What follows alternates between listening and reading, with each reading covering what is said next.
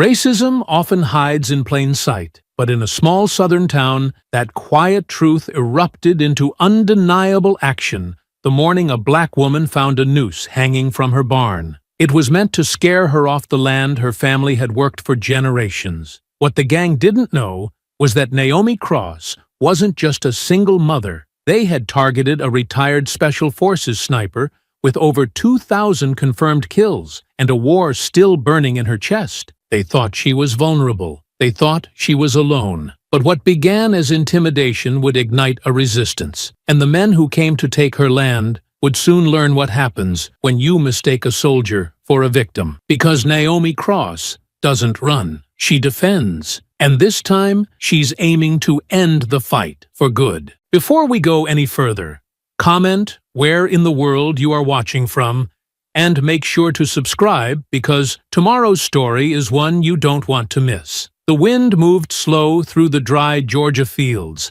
brushing golden stalks of hay in waves like the rhythm of a distant lullaby. Naomi Cross stood still on the edge of her porch, a mug of black coffee in one hand, her eyes fixed on the morning mist rising from the tree line that bordered her land. The house was quiet, just how she liked it. Out here, the world didn't rush.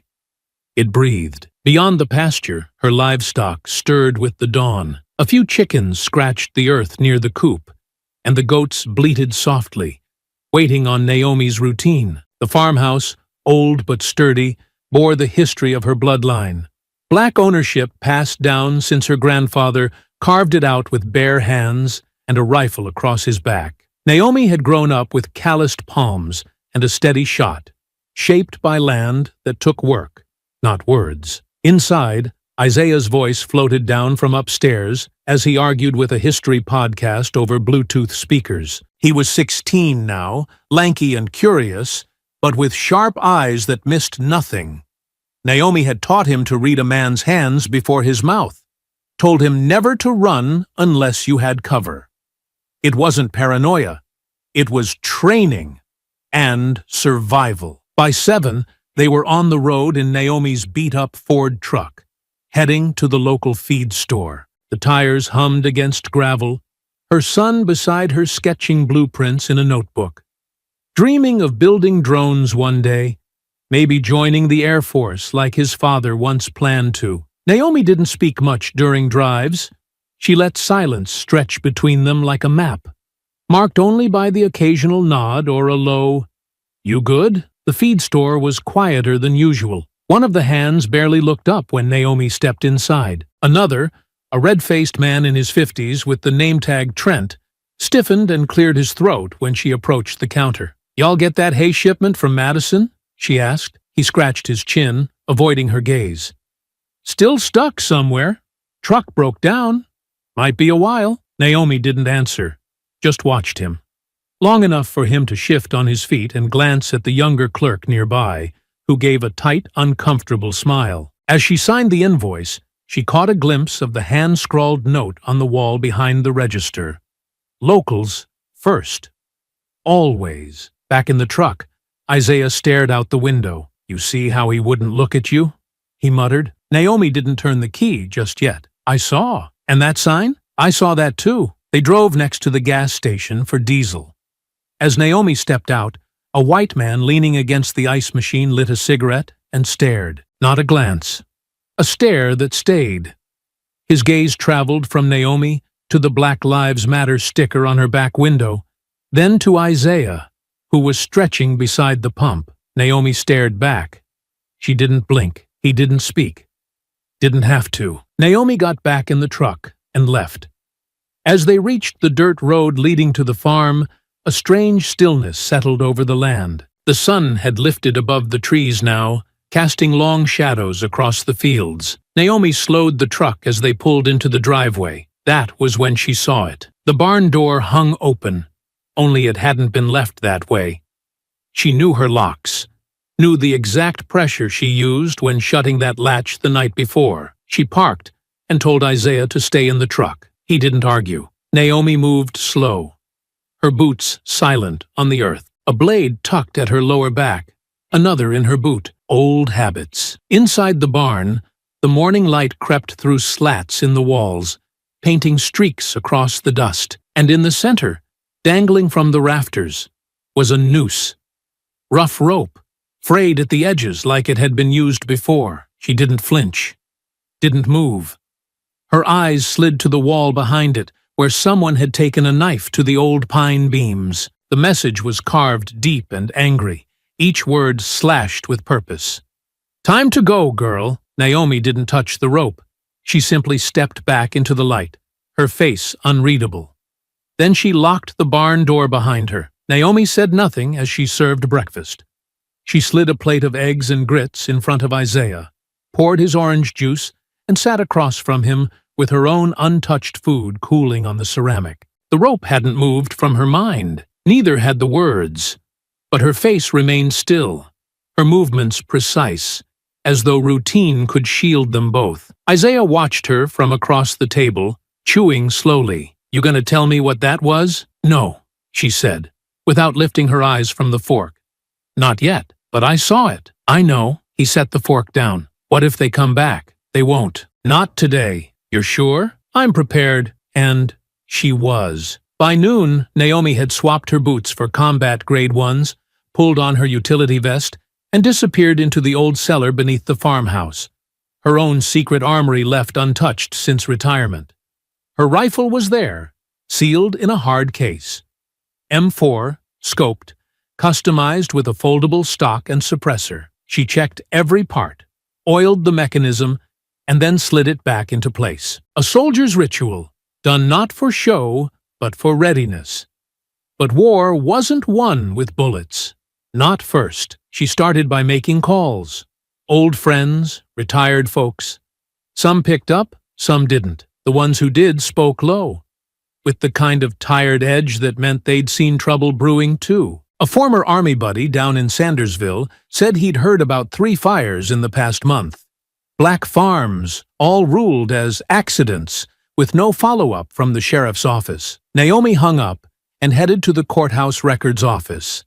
There, behind cracked glass and rows of old filing cabinets, she sifted through property sales over the last 18 months. She wasn't an investigator by trade, but the patterns were easy to spot once you knew what you were looking for. 6 black-owned properties had changed hands in less than a year. Every sale had been processed within days of an incident, a fire, a missing person, or a report of structural damage. All were bought by shell companies, most of which linked back to one name: Forward Futures, Inc. She copied the pages with a cheap pen scanner, slipped them into her coat, and nodded a silent goodbye to the clerk behind the glass, who offered no smile. Just a glance at the scanner in her hand, and then back down to his desk.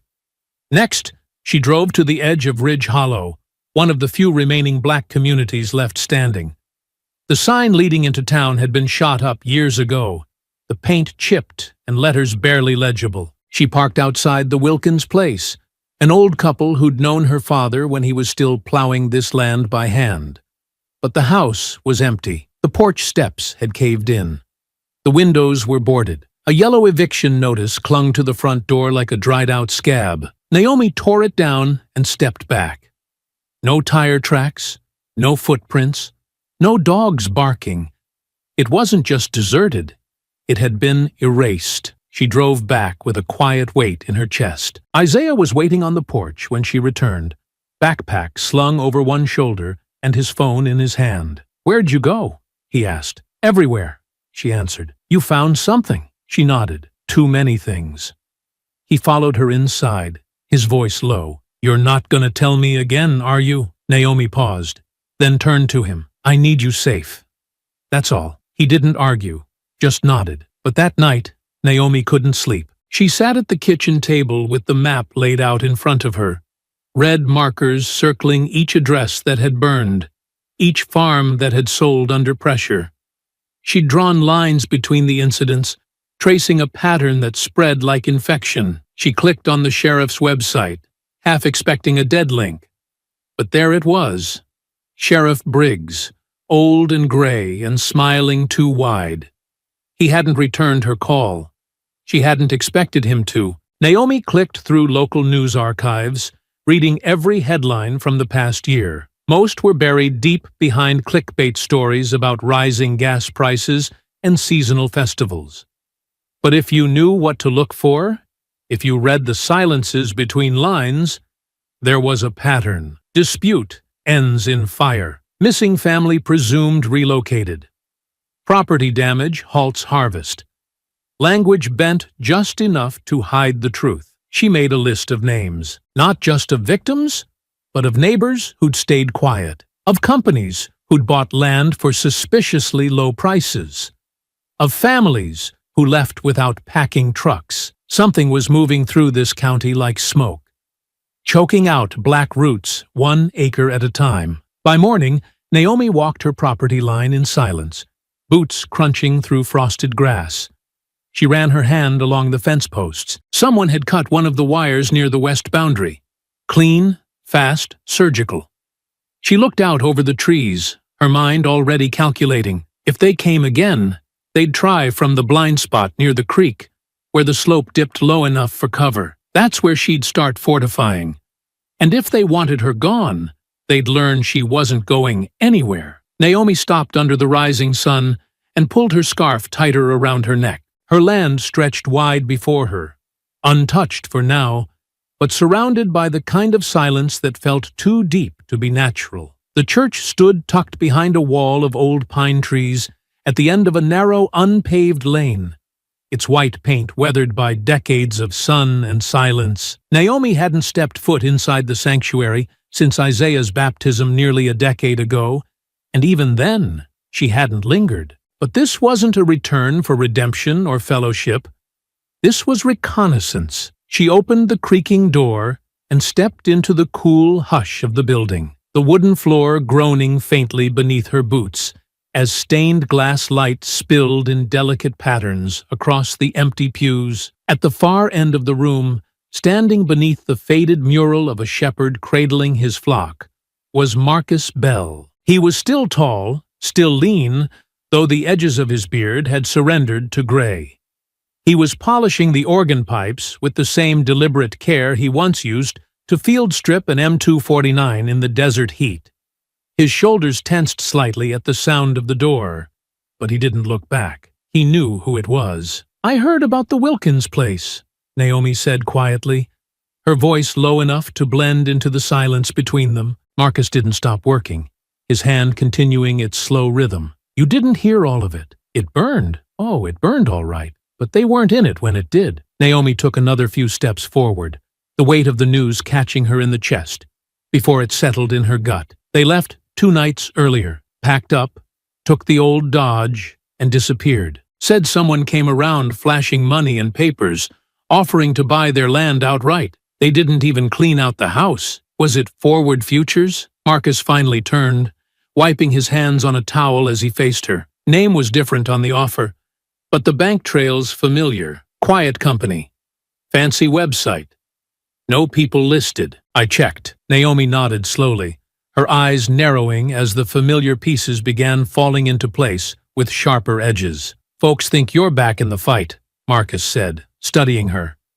"I didn't leave," she replied, her voice calm and steady. "I just stopped chasing shadows. And now they've stepped out into the light." He leaned against the edge of the pulpit, crossing his arms. "What are you really here for, Naomi? I need to know if you remember who you were before all this." "You mean before I started preaching about peace and forgiveness?" "I mean before you laid down your rifle." For a moment, he didn't say anything, and the silence inside the church felt heavier than stone. Finally, he looked at her, eyes sharp beneath the calm. "I remember. That night, just after sundown, the smell of smoke reached her before the calls did. Naomi was in the middle of reloading ammunition when the wind shifted, thick with the scent of burning wood and something far darker. She stepped onto the porch and stared westward, where an orange glow was rising over the treetops like a second sun. She didn't wait to confirm.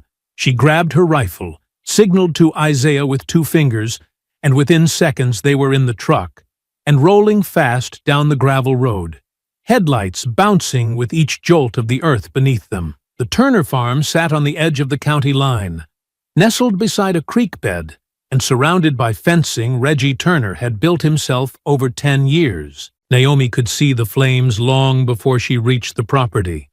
Bright tongues of fire swallowing the barn, the chicken coops, and licking at the edge of the main house with a rage that seemed almost personal. Smoke curled into the sky in thick ribbons, and the only sound louder than the roaring blaze was the faint, ragged sobbing from the roadside. Evelyn Turner was on her knees in the dirt, her hands caked with ash as she rocked back and forth beside a still, scorched figure lying face down near the fence. Reggie.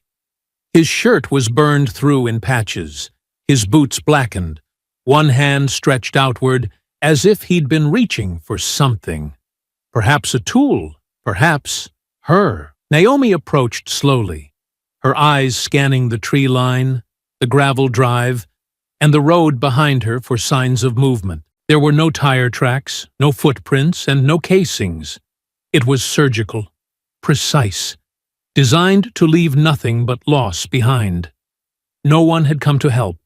No fire trucks, no deputies, just a handful of silent neighbors standing at a distance, arms folded, mouths shut, and eyes full of things they would never say. Later that night, after the fire had devoured everything and the authorities had done little more than make a brief note and drive away, Naomi sat in her kitchen, staring at the red ink circles drawn across the county map. The pattern wasn't just coincidence anymore.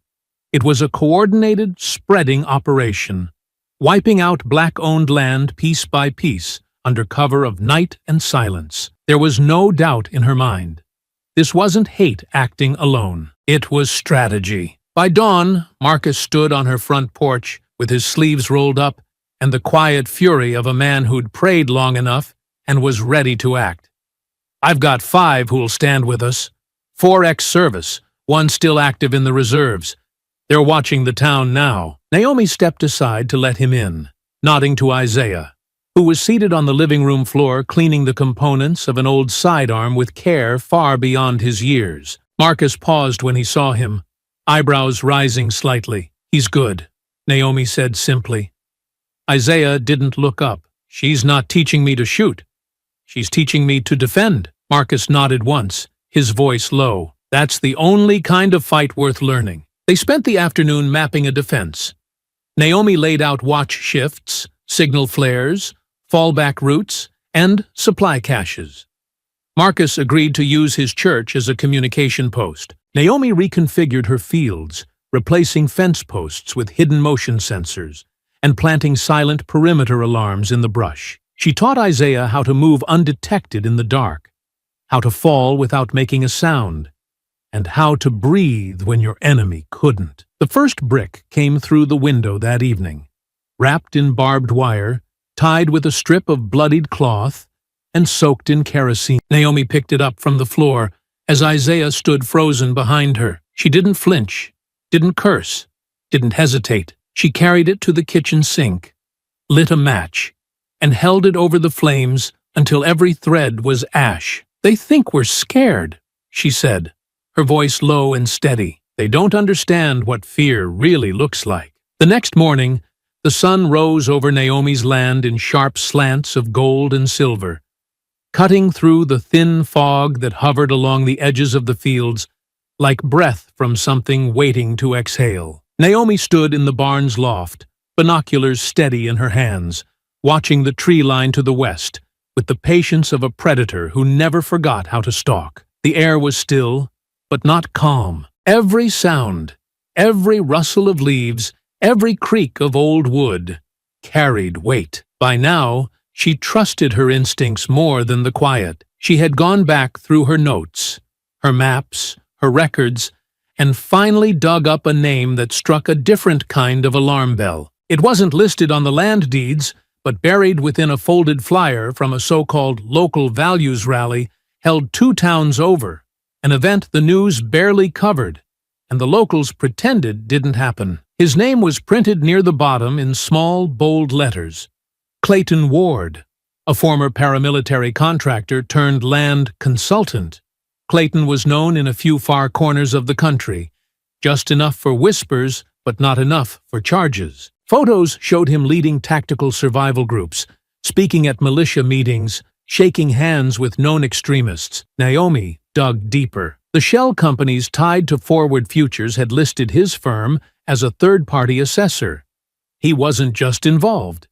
He was organizing. She took her findings to Sheriff Leonard Briggs that afternoon. His office smelled like burnt coffee and dust, the kind of place where problems were more likely to be filed away than solved. He looked over her printed documents without touching them, his jaw twitching once as his eyes skimmed the name at the top. "I know that name," he said, setting the paper down slowly. "I figured you would," Naomi replied, her voice level. He leaned back in his chair, a groan of old springs breaking the silence. "Look, Naomi, this town's had its problems, but I don't think we're looking at something that deep. Land disputes get messy. Tempers flare. That doesn't mean there's a war party moving in. A man is dead. Farms are burning. Families are vanishing overnight. If that's not a war party, you'd better redefine your terms." Briggs looked away, staring out the window for a long moment, as though the dusty parking lot outside held answers he couldn't find in the room. "Even if what you're saying has weight, we don't have the manpower to start poking nests we can't crush." Naomi stood. "Then don't get in my way. That's all I'm asking." Briggs didn't respond. He just reached for his coffee and took a long, quiet sip. Back at the farm, Naomi stopped asking for help. She started preparing for siege. It began with the land itself. She walked the perimeter every day, planting tripwires low in the grass, reinforcing fencing with barbed wire strung tight like a taut violin string. Every post she touched was measured and marked. By dusk, she'd mapped out 4 blind spots and filled them with motion sensors scavenged from broken cameras and old hunting equipment. Isaiah helped, following her instructions without question. He didn't ask what each device did. He didn't have to. He was learning more from her silence than any lecture could offer. They trained together at dawn and again at night. Naomi showed him how to breathe through his nose and hold the air in his chest without trembling. She corrected the angle of his shoulder, adjusted the weight of his grip, and taught him how to listen, not just for movement, but for what was missing. They used tin cans at first, then fruit, then moving targets made from old scarecrows strung on lines that glided between trees. Isaiah missed more than he hit in the beginning, but his frustration never cracked into complaint. Naomi could see something hardening behind his eyes, not fear, but understanding. He was no longer trying to be brave. He was becoming ready. Marcus returned 2 days later, and this time he didn't bring words. He brought people. They met in the barn, a place once used for hay and harvest, now reimagined as a training ground. Naomi laid out her gear on a plywood table. Rifles, handguns, maps, satellite images printed in black and white. The 5 men and women who followed Marcus into the room were all older, all quiet, and all carried themselves like people who had once walked through fire and lived to teach others how to avoid the burn. "We've got limited ammo and even less time," Naomi began, her tone calm but unwavering. "This isn't about attack. It's about survival. If we stand together, we hold them. If we scatter, they'll pick us off one at a time." One of the men, short and built like a brick wall, nodded. "You the one they call Crossfire back in the day?" Naomi didn't answer directly. "I hit what I aim at." That was enough. Training began before dawn and continued past sundown. They learned the land, moved through fields like shadows, and dug trenches that could double as foxholes. Marcus taught them silent communication, using hand signals and eye contact, a language he hadn't spoken since Baghdad. The group moved like memory, slow at first, then more confident, then seamless. Neighbors who had never spoken now passed weapons to one another without hesitation. They practiced ambush drills, first aid, and fallback procedures. There were no uniforms, no ranks, just resolve and shared purpose. At night, Naomi kept watch from the roof. The stars above her spun in silence, indifferent to the war forming on the ground below. She didn't sleep much, didn't need to. Sleep was a luxury. Readiness was not. One evening, as she surveyed the north side, Isaiah joined her. A blanket draped over his shoulders and a thermos in hand. He sat beside her without speaking, the way he always did when words would only get in the way. After a while, he glanced up at her, voice soft. "Do you think they're watching us right now?" Naomi kept her gaze fixed through the scope. "I hope so." "Why?" "Because it means they're nervous." She didn't say what she really meant. That she hoped they saw every trap, every armed neighbor, every quiet patrol, because fear, once planted, could bloom just as powerfully as courage. And Naomi intended to sow both. The wind began to shift around dusk, and though it came low and soft like an afterthought, there was something about the way it moved that sent a message Naomi could feel through the soles of her boots. It rolled through the treetops like a warning, subtle but insistent, pressing through the landscape and carrying a heaviness in its current that settled along her shoulders as she walked the outer perimeter of the property. Her eyes, sharp and unblinking, scanned the eastern ridge without pause, trained by years in terrain far less forgiving and far more deceptive. But tonight, she didn't need military instinct to know that something wasn't right. The land itself was speaking. The air held a new density, one that clung to her skin and made each breath feel just a touch slower, a little more deliberate. The goats, usually docile by this hour, paced the fence with unease, bumping into one another without making their usual calls. The barn cat, notorious for prowling even in stormy weather, hadn't moved from the rafters all afternoon, its green eyes wide and unblinking. And even the crows, the loud-mouthed heralds of dusk that normally congregated along the tree line, had gone silent, leaving the edge of the woods still and empty. Naomi didn't say anything. She didn't need to. Her years in the field had taught her that nature never lied. When it turned quiet, something was always approaching.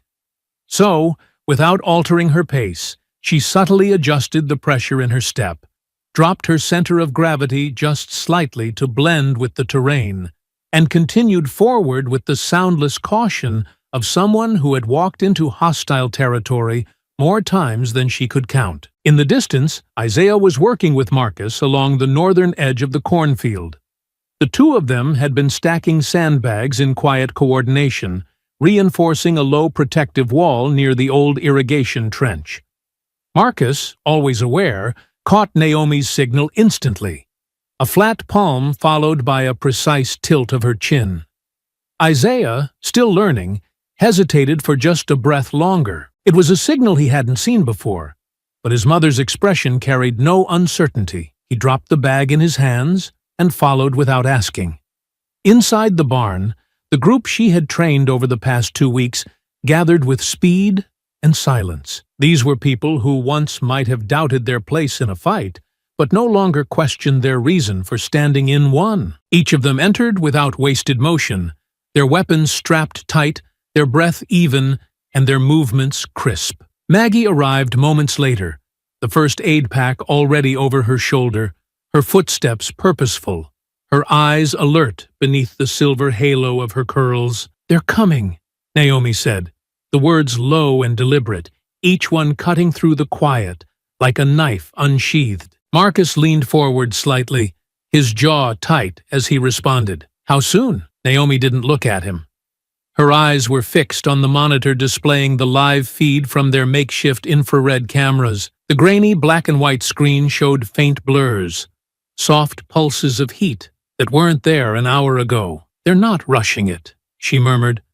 "They're watching how we move, testing the edges, poking at the fence, trying to find the weak spot." "They're probing," muttered one of the older men in the group, his shoulders squared and jaw clenched. "Standard recon.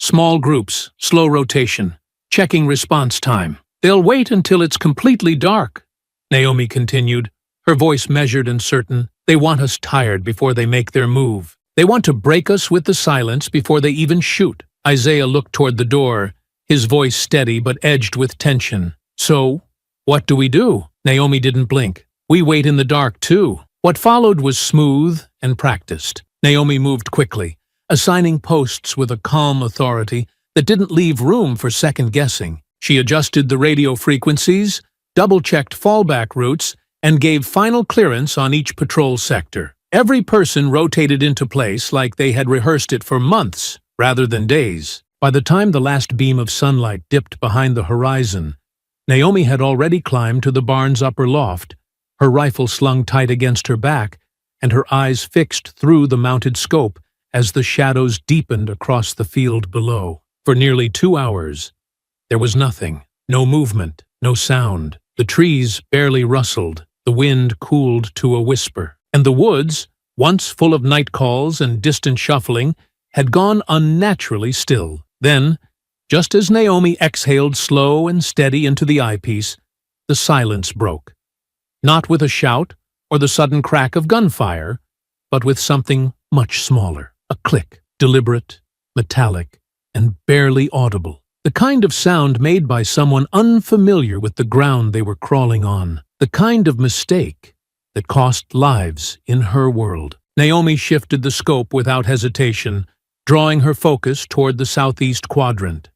Between 2 trees, 50 yards out, a shimmer caught the light. Just the faintest glint of something metal catching a piece of moonlight. Then the subtle shape of a figure took form, crouched low, finger raised slowly in what could only be a signal. She didn't fire, not yet. Another figure moved in the tall grass just beyond the cornfield, crawling low to avoid the camera's thermal range. A third figure emerged near the broken stone wall, and just behind him, a fourth. This one, stationary, rifle drawn, his posture unmistakable. They were encircling the property. Her comms hissed softly in her ear as Marcus's voice came through. "East side. 2 confirmed. Waiting on your word." "Hold!" Naomi whispered, eyes never leaving the scope. Her hand shifted to the secondary dial, widening the field of view. Across the ridge, deeper in the tree line, another figure appeared, motionless, scanning. A spotter, the kind used in coordinated assaults to count positions and relay information before the assault team moved in. This wasn't harassment. This was a formation. And then it began. A single crack pierced the stillness, sharp and unmistakable. A bullet ripped through the air, hitting the outer fence with a spray of splinters and dust. Naomi's finger closed around the trigger, her breath even. The first round left the barrel in a suppressed whisper and struck the man near the cornfield directly in the chest. The second came less than a second later, dropping the crawler just behind him. Their advance faltered. Then the air erupted. Gunfire exploded across the night, violent and unrelenting. Muzzle flashes lit up the trees in chaotic bursts as bullets shredded into the earth, chewing through the fencing and sending shards of wood and wire flying through the smoke. The attackers didn't charge with reckless noise. They advanced in practiced bursts, covering ground in coordinated steps, communicating with flashes and hand signals. But Naomi's people didn't panic. Marcus responded instantly, issuing instructions through the comms as he returned fire from the western ridge. The others held position along the reinforced grain silo and the dugout near the root cellar, using the terrain just as they had been trained.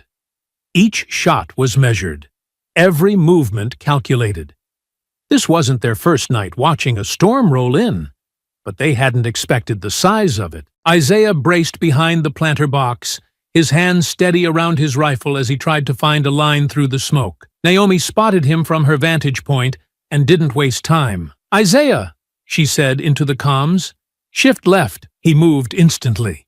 A split second later, a round slammed into the planter where his chest had been, blowing apart wood and soil. He dove behind the well, his breathing sharp but controlled, the hesitation burned out of him by the closeness of death. Then, from the far east side, a scream pierced the chaos.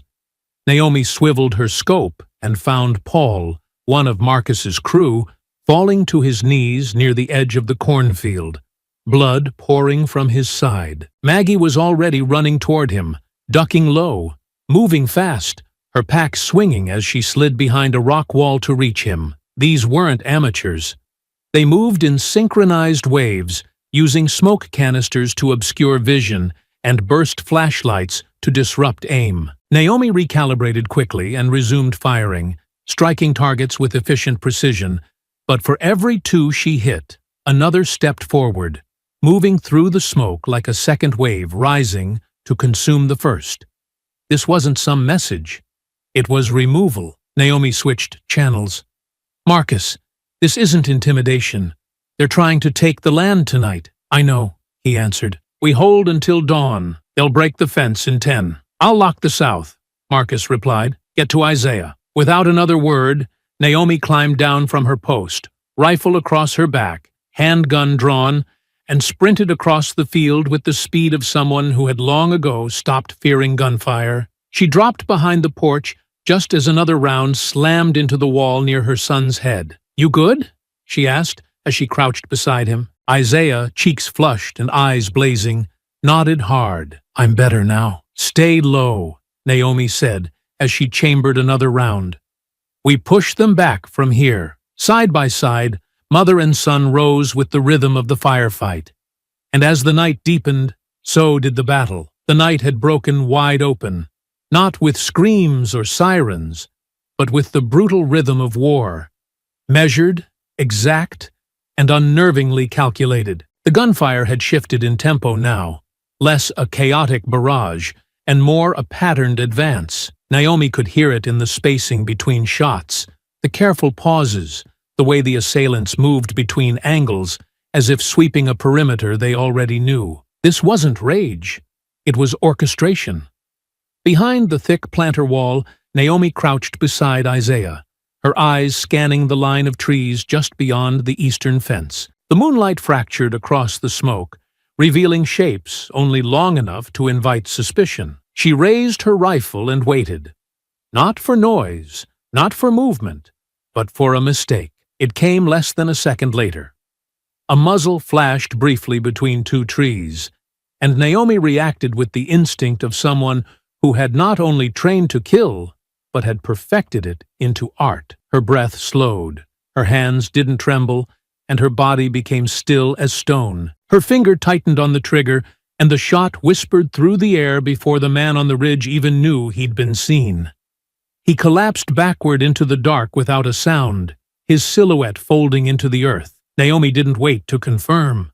She was already adjusting her scope, sweeping to the right where two more figures were trying to flank from the side. Their movements were tight and quick, trained, but not refined enough to hide from someone who had survived jungle hunts in Colombia and rooftop kills in Aleppo.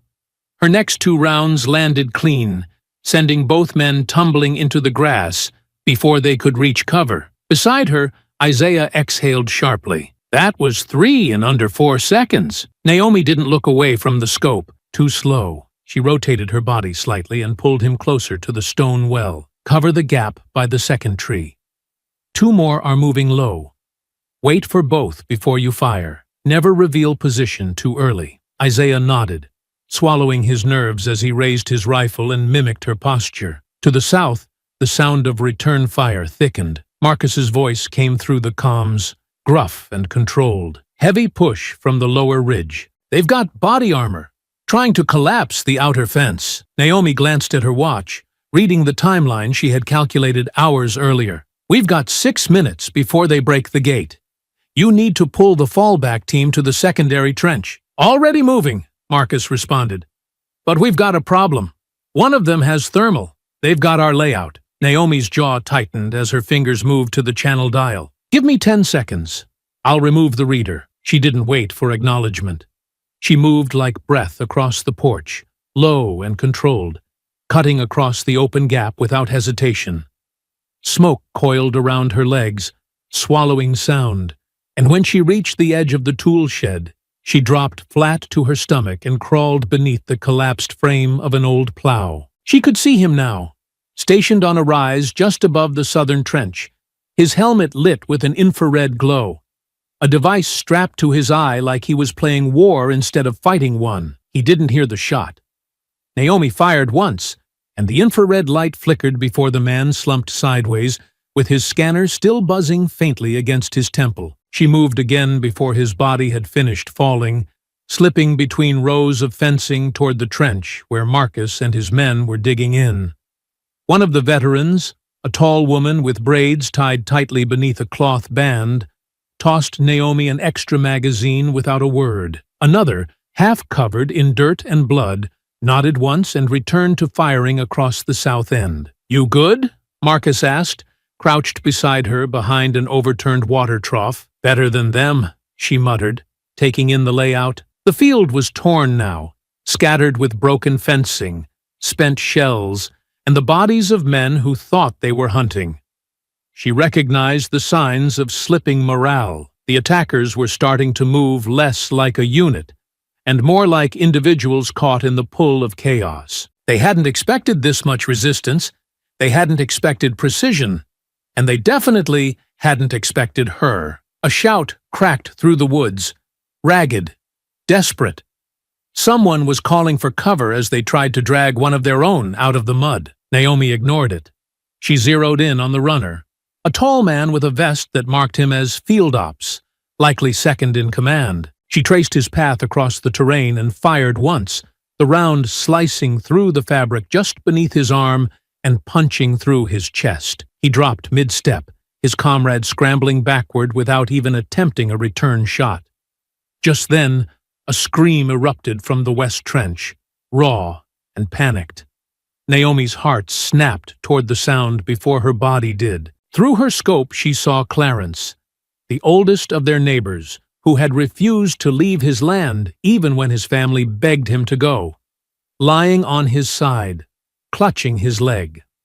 Blood was pouring through his fingers, and his rifle had slid several feet away into the dirt. The wound looked high, femoral. Maggie was already sprinting, ducking beneath gunfire with the med kit slung across her shoulder and no hesitation in her stride. But then came the moment Naomi would remember, long after the smoke cleared. Isaiah. He was near the eastern post, shifting positions just as they'd practiced, when one of the attackers came up the ridge earlier than expected. The man moved fast, too fast for Naomi to call out in time. He aimed directly at Isaiah, his barrel catching moonlight as he crept along the fence's shadow. Naomi's breath stopped. She turned, fired. The bullet hit the attacker in the side of the neck before he could squeeze the trigger. He fell backwards with a shocked gurgle, crashing into the underbrush. Isaiah dropped flat instinctively, eyes wide, chest heaving as he rolled toward Naomi's position and crawled behind the stacked stone wall. "I didn't see him," he gasped, still gripping his rifle. "You're still breathing," she said softly, brushing the dirt off his arm. "That's what matters." She rose slowly and returned to her vantage, resetting her scope with deliberate precision. The battle was shifting. She could feel it in the tremble of the gunfire, in the rhythm of the retreat. Their lines were breaking. The resistance had held. Naomi switched her comms again. "They're losing momentum. We press while they're confused." Marcus's voice was steadier than ever. "You lead the north. I'll sweep the trench." Naomi climbed to the roof again, her body moving fluidly despite the bruises already blooming beneath her gear. From above, she watched the field breathe, no longer in attack, but in desperation. The enemy lines had scattered, their formation shattered. Every trap Naomi had built with her hands and her memory had worked. Smoke bombs had herded their movement. Ditches had broken their runs, and precision had dismantled their command. One last figure ran toward the ridge, tall, desperate, the kind who knew he'd failed. Naomi steadied her breath, sighted in, fired. He dropped before he reached the trees. The woods beyond held no more movement. The land was still. Below, Isaiah stood again. His chest rose and fell with adrenaline, but his hands didn't shake. He looked at Naomi with something deeper than fear, something that understood what it meant to live through something you could never explain. Naomi looked out across her field, now scorched and stained, but still hers. And as the first whispers of dawn crept over the ridge, she knew the message had been sent. They could come with fire. They could come with numbers. But they would never take her land, not while she breathed. The smoke hadn't yet cleared from Naomi's fields before the next wave began to build. She could feel it in the air, heavier now, not with the tremble of uncertain attackers, but with the sure-footed movements of men preparing for war. The first assault had tested their defenses. The second was meant to break them. And it was no longer just about the farm. The call came in just after sunrise, the radio hissing with urgency as Marcus's voice came through from the church tower. They're moving through the ridge, flanking west, and splitting into two columns. This isn't a raid. They're coming for the whole town. Naomi didn't blink. She slid her rifle across her shoulder, checked the pistol holstered at her side, and called into the open barn where the rest of her team was tending to the wounded and resetting gear. "We've got less than 15 minutes before they breach," she said firmly. "They're not here to scare us anymore. They're here to erase us." Isaiah, who had barely slept since the ambush, stood from where he'd been coiling wire near the radio post. "They're hitting Ridge Hollow? They're not just coming for land this time. They're coming for the people still standing on it." Marcus confirmed it in the next breath. "Church perimeter is hot. Roads are being blocked. They've got military-grade jammers running. No cell signals. No 911. We're alone." Naomi's eyes narrowed.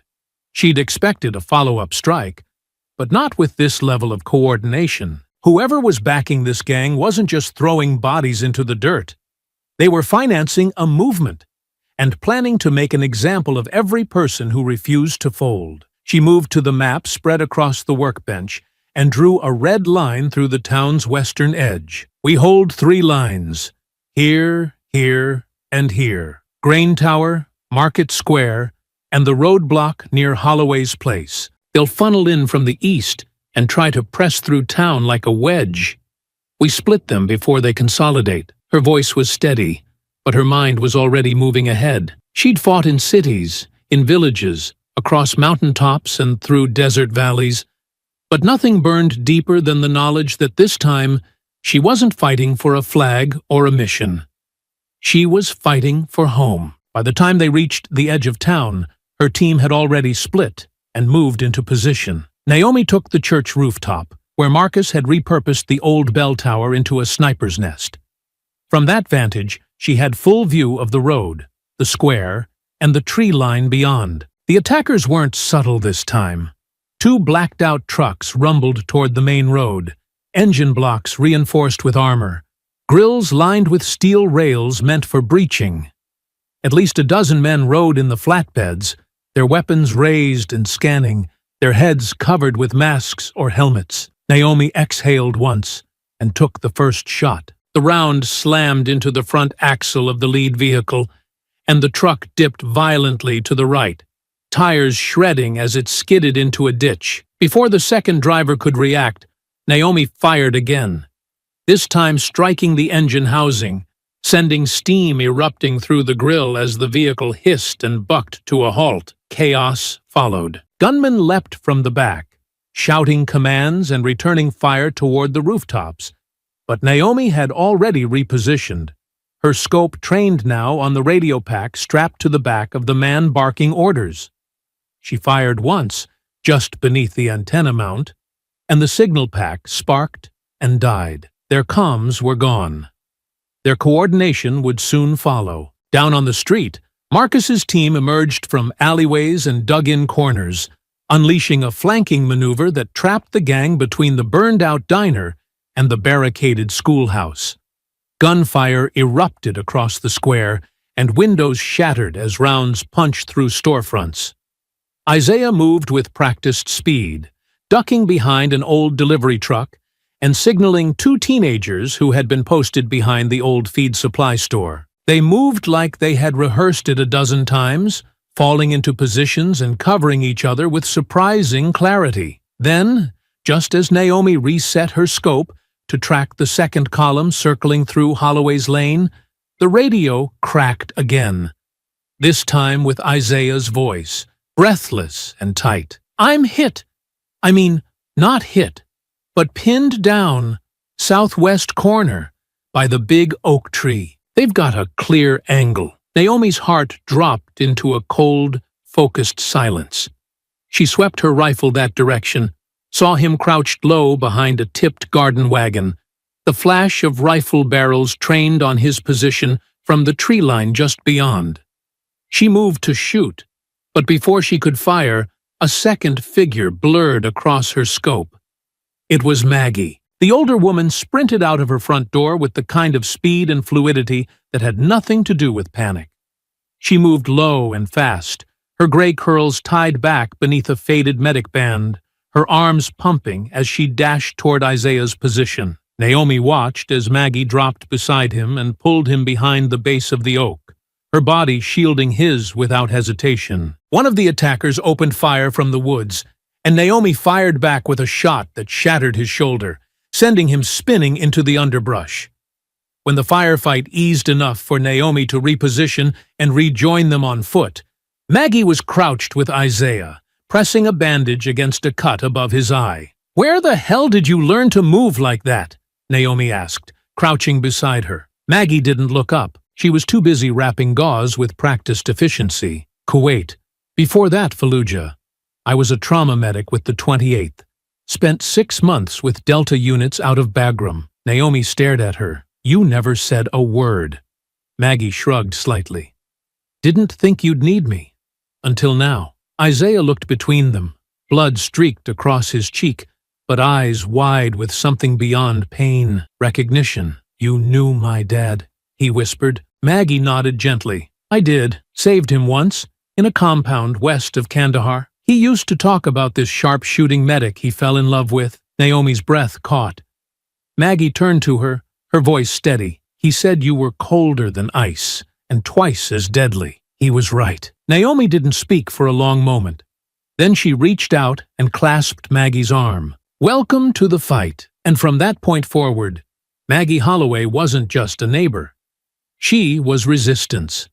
The firefight tapered off just before noon, but the silence it left in its place was not peace. It was the kind of quiet that hummed with unfinished violence, a silence stitched together by smoke and dust, by the weight of boot prints pressed into the bloodied roads. Naomi moved through the rubble of the town square with her rifle still drawn, her eyes scanning every shattered window and shadowed alleyway, listening for the breath of someone who hadn't run far enough. They had held the town, but the cost was written on the bodies of those they couldn't save, and in the eyes of those who had survived. Beside the overturned water truck, Naomi found the man who had led the second assault. He was still breathing when she dropped to one knee beside him, though just barely. The blood pooled beneath his ribs was spreading slowly, soaking the torn patches on his tactical vest. His hand twitched near the grip of a pistol, but Naomi put her boot over his wrist and leaned her full weight forward. "Who's backing this?"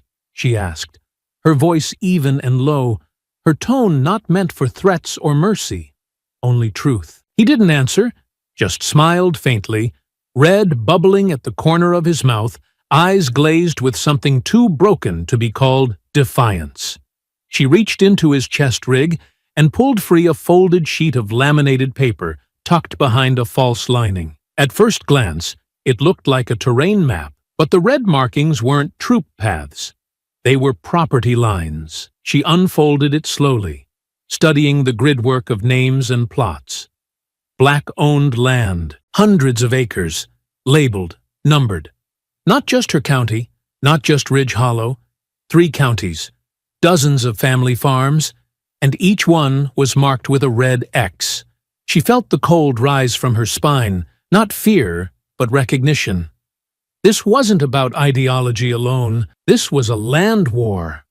A hostile takeover draped in the language of hate, engineered with the ruthlessness of industry. Behind her, Marcus crouched low, watching her read the map with narrowed eyes. "What is it?" "It's a ledger," she said grimly. "A hit list." He leaned closer, scanning the layout. "These are farm deeds, county records. How the hell did they even get this?" Naomi stood, tucking the map into her coat. Someone gave it to them. Someone with access. Someone who wants this land. Badly enough to turn racism into a strategy. Sirens echoed faintly through the distance, but Naomi didn't flinch. They were late. They were always late. Sheriff Briggs arrived in a cloud of dust, his cruiser pulling up fast beside the post office steps. The driver's door creaked open, and Briggs stepped out, brushing dust from his uniform with the slow, practiced gestures of a man who liked to appear composed, even when everything around him had been burning. He took off his sunglasses and looked around at the scene.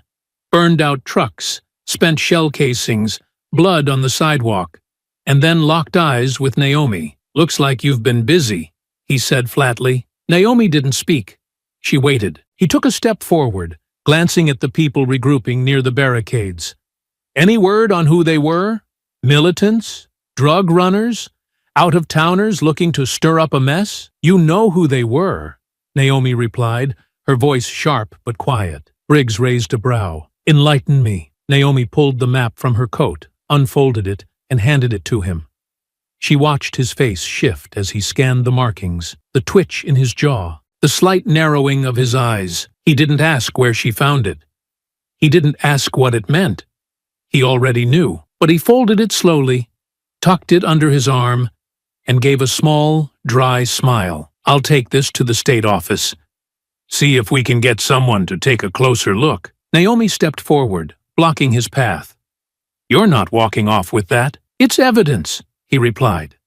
"No," she said firmly. "It's leverage, and it stays with me." Briggs held her gaze for a long time. Then, with a breath too slow to be casual, he handed the map back. "You're making this a lot harder than it has to be." Naomi stared at him with the clarity of someone who no longer cared about illusions. "Good." Briggs didn't linger. He got back into his car, shut the door, and drove away without a word. But Naomi wasn't done with him. That evening, long after the sun had dipped behind the burned-out silo and the makeshift triage center was winding down, Naomi stepped behind the corner of the church, where she'd heard movement. Soft and hurried. The light from the rear windows spilled faintly onto the dirt lot, just enough to catch the silhouette of Briggs pacing with a phone pressed to his ear, his voice tight and urgent. "I told you," he said, pacing hard. "It's not working. She's not scared. She's hunting us." A pause followed, then the sound of gravel crunching beneath his boots. "No, I don't think she knows yet.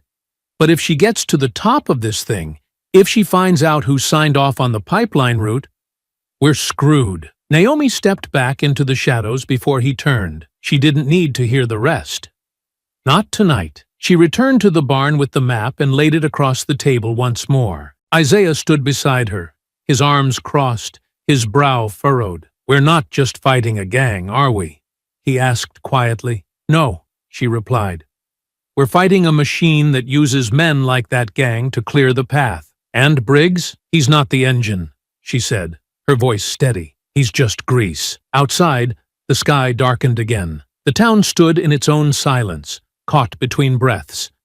But Naomi had already moved past fear. She was done defending. Now it was time to dig deeper and strike back. The days that followed the assault were filled with more than cleanup. They were laced with a silence so heavy, so thick with tension, that even the wind seemed to tread lightly over the scorched fields and broken fence lines. Naomi didn't rest, not even for a moment, because she knew the fight hadn't ended. It had only pulled back to gather its weight for something worse. The lull was the kind that came before a storm, and her instincts had never betrayed her. She rotated the watch every 4 hours, rerouted the fallback positions, and walked the perimeter herself 3 times a day. Maggie stayed busy at the barn, stitching flesh and splinting bones with a determination that masked the sorrow in her eyes. Marcus split his time between the church and the grain tower, drilling new recruits and repairing radio signal boosters from salvaged equipment. Everyone was rebuilding, recalibrating, but Naomi could feel it in her gut, the kind of unspoken shift that had kept her alive in enemy territory more times than she could count. Isaiah, as always, had been her shadow, early to rise, precise with his movement, thoughtful in ways most boys his age never had to be. But that morning, his boots remained untouched by the door. The cot in the corner of the barn still bore the perfect indent of a body that hadn't stirred. His pack was missing, but the water canteen she had drilled him to carry religiously was left on the porch, condensation still trailing down the metal like a breath that had barely cooled. She didn't panic, not right away. She checked the perimeter logs, tapping through the readings on the slim tablet clipped to her belt, her eyes scanning for fluctuations in the sensors. The northern fence line had been silent since midnight. The eastern edge, however, showed a brief anomaly. One spike, no follow-up. A blip in the thermal reading near the shed, there and gone before the second sweep had time to confirm it. It could have been an animal. It could have been a trick of wind. But Naomi had learned long ago that war rarely knocked twice before it entered. By late morning, she had spoken to every member of the network. Marcus believed Isaiah had gone to fix the tower relay near the silo. Maggie thought he had mentioned checking on Clarence. Neither location held answers, only more silence. Clarence hadn't seen him. No one had. Naomi returned to the barn slowly, each step deliberate, her breath steady but growing heavier in her chest. The stillness in her bones was the kind that only came when every fiber in her body understood that something had shifted, and no amount of rational explanation could pull it back. Inside, she crossed the barn floor and moved straight to Isaiah's desk, the same place he kept his sketches, field notes, and checklist of daily assignments. The notebook was gone, which wouldn't have alarmed her, until she noticed the torn pages scattered across the floor. They weren't dropped. They were left behind in haste, pages ripped from the spine mid-thought, one of them torn diagonally as if pulled free while still being written on.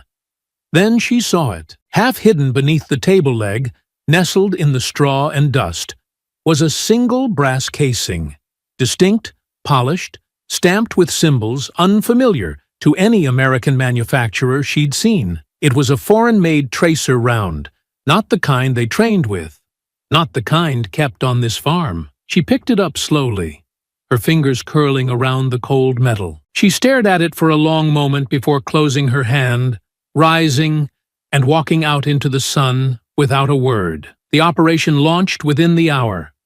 Every watch point doubled its scan. Every back road was monitored.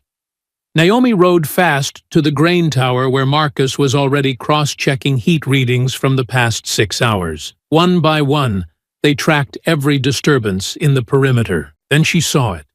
Tire marks curving east through the slope beyond the quarry. A faint track like someone had used a scrubbed vehicle with low tread pressure and a controlled exit. "I think he's been taken," she said flatly, her eyes still locked on the screen. Marcus looked up. "You think they breached us again?" "No," she replied quietly. "I think they baited him. Someone lured him out." Marcus's brow furrowed. "How?" "There was a girl," Naomi said, her voice distant but precise. "A volunteer. Young, friendly, temporary badge. I saw her at the church during the supply drop 2 days ago. She spoke to him. Just a moment.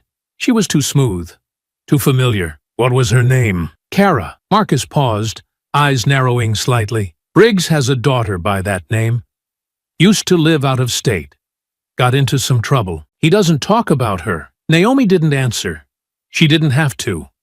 She drove to the sheriff's office alone, arriving in a cloud of grit that settled over the steps and clung to her boots as she marched inside. Briggs was behind his desk when she entered, his phone slipping off the receiver with the clatter of someone caught mid-conversation. "My son is missing," Naomi said, her voice calm, devoid of emotion, but cut from steel. "I need to file a report." Briggs frowned, standing slowly. "What happened?" "He didn't report back last night. His gear's gone. His field pack, too. But his water bottle's still at the porch. I found a tracer round under his desk." "You think this is connected to the last hit?" he asked, his voice careful, too neutral to be blind. Naomi didn't blink. "I think it was deliberate, coordinated." Briggs picked up a form and slid it across his desk. "We'll file it. I'll notify the county watch." She filled out the form standing up, her pen firm in her hand, her eyes locked on his face. When she reached the line marked "Last Seen With," she wrote the name Kara in neat, steady block letters. Briggs didn't react, not visibly. But his throat worked once, his jaw tightened. And he didn't ask who Kara was. That was confirmation enough. Back at the barn, Naomi returned to the scanner logs and traced the thermal disturbance near the shed, enlarging the feed. The spike was unmistakable now. A pair of heat signatures, one smaller than the other, one upright, the other dragging. She compared it to the camera stationed near the far road. A black SUV, late model, dark windows, driven by a woman. She couldn't see the face, but the posture was unmistakable. Kara Briggs, the daughter of the man who had just sworn to help her find her son. Naomi said nothing. She packed light. She moved faster. The trail led east into the hills near the old mining grounds. There, nestled into the slope of a granite ridge, hidden by overgrowth and decades of disuse, was a compound made from reinforced metal and rusted fencing. She slipped in silent and struck hard. 2 guards neutralized, 4 cameras disabled, the access gate bypassed with a homemade charge. She didn't find Isaiah, but what she found made her stop cold. A makeshift prison had been carved into the ground beneath the compound, reinforced cages lining both sides of a narrow hallway. Inside them, 12 black men and women, some barefoot, some bruised, all stripped of dignity. Their eyes tracked her as if afraid she was another mirage. She stepped forward, keyring in hand, and one of them clutched a sheaf of papers, thrusting it into her palm with trembling fingers. Land deeds, dozens of them, each signed under duress, each name familiar. They had been stolen, not just taken, but erased. Naomi freed them one by one, guiding them up the slope where Marcus waited with a convoy of silent, grim-faced volunteers. No one asked what came next. Because Naomi didn't return to Ridge Hollow that night, she disappeared without a word, and from that moment on, the war was no longer defensive. It was personal. She crossed into the hills alone, taking only what she could carry, and for days there was no sound of her voice over the comms, no return to the barn, no flash of her face on the drone feeds they swept over the region. She became a whisper again, the kind of quiet that hunted, while the others rebuilt the safe zones and guarded the families rescued from beneath that compound. Naomi moved deeper into the wilderness with one goal left burning in her chest: eliminate the root, cut off the head of the network. Not just the soldiers, not just the gang, the architects, the ones who signed papers behind boardroom glass while pretending their hands were clean. And in order to reach them, she would have to disappear completely. So she did. The old hunting shack was perfect. A one-room structure she and her husband had once used during winter drills, forgotten by the county and hidden in the folds of a dried-up ravine. She stocked it with decoys, munitions, a satellite radio wired to broadcast static, and rigged the floor with a pressure-triggered thermite charge masked beneath layers of dust and age. Then, knowing exactly how these men tracked ghosts, she let herself be seen, just once, crossing the southern ridge, with her rifle strapped low, limping slightly, a smear of blood down one arm. She gave them a silhouette, and then vanished again. By the time they closed in on the shack, believing it to be her fallback post, the charge was already armed. The blast ripped through the ravine in a thunderous roar that carried smoke for half a mile, tearing the roof from the cabin and throwing debris high into the trees. When their cleanup crew arrived, all they found were charred bones, fragments of Naomi's field gear, bloodied cloth sealed in ash, and enough heat residue to confirm a death without a body. The gang relaxed. They lowered their security sweeps. The patrols softened. The chatter shifted again. Naomi Cross, the ghost of Ridge Hollow, had been eliminated. They were wrong. While they whispered stories of their victory, and returned to their fortified schedules, Isaiah was already gone.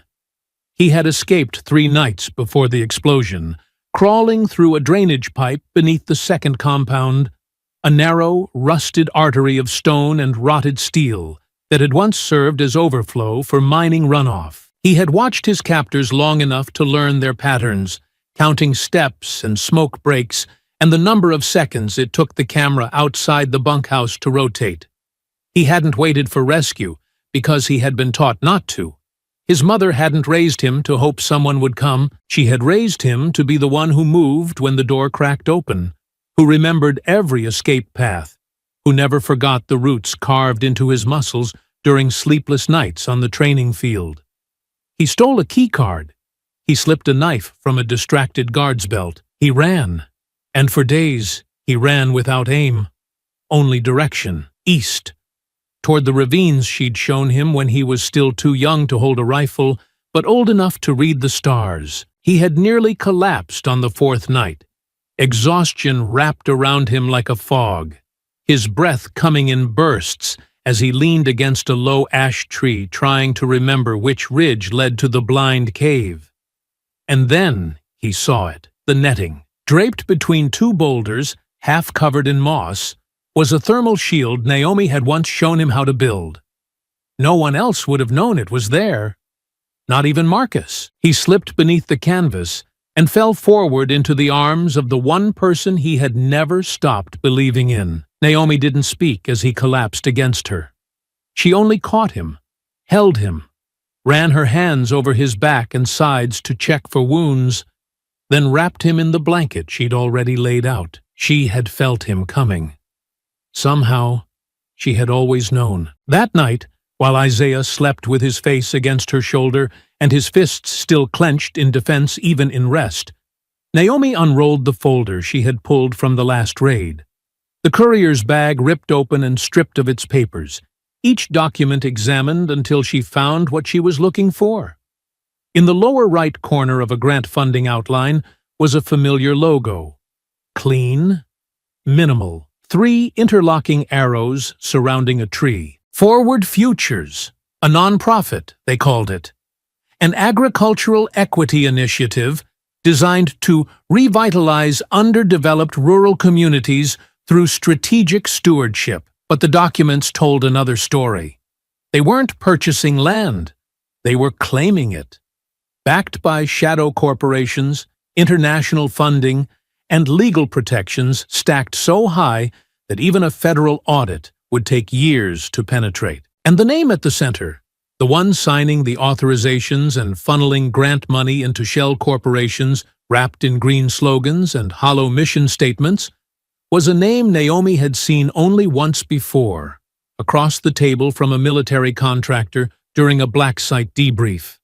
Dr. Eva Carr, an analyst turned strategist, a clean public image, white gloves, and delicate diction. She had never held a rifle, but she had ordered the men who did. And now she was the silent mind behind the entire operation, building a privatized network of farmland clearance disguised as redevelopment. Her compound, listed as a research facility, was nestled 20 miles east of Ridge Hollow, shielded by corporate timberland, protected by mercenaries wearing nonprofit logos stitched to their vests like something benevolent. Naomi folded the papers in the low firelight and tucked them back into the waterproof pouch beneath her coat. It wasn't enough to stop the gang. She would have to end its heart, and Eva Carr was its pulse. The storm rolled in quietly over the ridge, low clouds stretching long and flat across the timberline, diffusing the moonlight into a cold, silver haze that wrapped the world in shadows. Naomi moved beneath it, like she belonged to the dark. Her steps measured, her gear silent, her breath steady enough to disappear into the rhythm of the wind. Isaiah remained behind, hidden with Marcus and the newly fortified group in the southern ravine, unaware of where she was going or how far she intended to go. She had told no one what she planned. This wasn't a team mission. It wasn't a siege. It was a reckoning. The compound that housed Forward Future's so-called Research operations stood like a scar across the tree line. Three low-slung buildings of modern steel and glass, nestled between artificial berms and lined with a security fence that disguised itself with climbing ivy and motion-triggered floodlights. To the outside eye, it looked like a reforestation lab, the kind of place that grew seedlings and hosted interns with grant money and idealistic slogans. But Naomi had seen the blueprints, and she knew how to read between lines meant to deceive. Behind that glass was a military-grade fortress. Every corner of the structure had been reinforced. Every exit was either guarded or alarmed. This was not a research site. It was a command center. She entered from beneath. A drainage culvert extended from the southern slope, half buried in rock and barely wide enough to crawl through, but it gave her an access point outside the motion sensor's primary radius.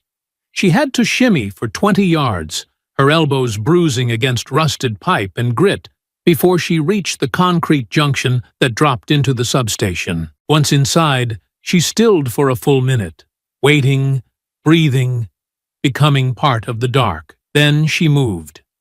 Two guards passed within feet of her without so much as a pause, their radios murmuring soft chatter. Words like reallocation and compliance zones, bureaucratic code, draped over violence. Naomi slipped through a side door into the east wing, avoiding cameras by memory, counting her steps until she reached the internal data center. The room smelled sterile, like plastic and chilled air, humming with machines that blinked in lazy patterns of green and blue. Naomi knew she had minutes at best. She didn't sit. She didn't hesitate. She pulled the flash drive from beneath her collar, plugged it into the primary terminal, and began the extraction. The screen filled instantly. Dozens of folders populated with date codes and acronyms. She opened the first one. Images appeared. Aerial surveillance of black-owned farms. Names, parcel numbers, GPS overlays with red lines scrawled over homes and barns. Another folder showed scanned signatures, power of attorney transfers, land deeds signed under duress, notarized by the same three names, all employees of Forward Futures. She kept downloading. One folder was labeled Sable Project, Oversight Briefings. She opened it. Inside was a transcript. Dry, clinical. Phase 2 scheduled following destabilization efforts. Resistance predicted. Targeted pressure may require removal of entrenched leadership. Suggested candidates for neutralization: N cross, M bell, I cross. Naomi didn't blink. She opened the attached photos. There she was, captured in black and white, exiting her barn weeks earlier, unaware a drone had caught the entire moment from half a mile above. Another image showed Marcus leaving the church. A third, Isaiah, carrying a water pail, caught in profile near the north fence. She moved faster now. A door clicked down the hall. She unplugged the drive and slipped it into the lining of her glove just as the lights dimmed for power rerouting. The hum of footsteps crept closer. Naomi stepped behind a service cabinet and stilled her breath until the guard passed. She exited back through the utility wing and slipped into the adjacent corridor, one lined with offices and framed credentials.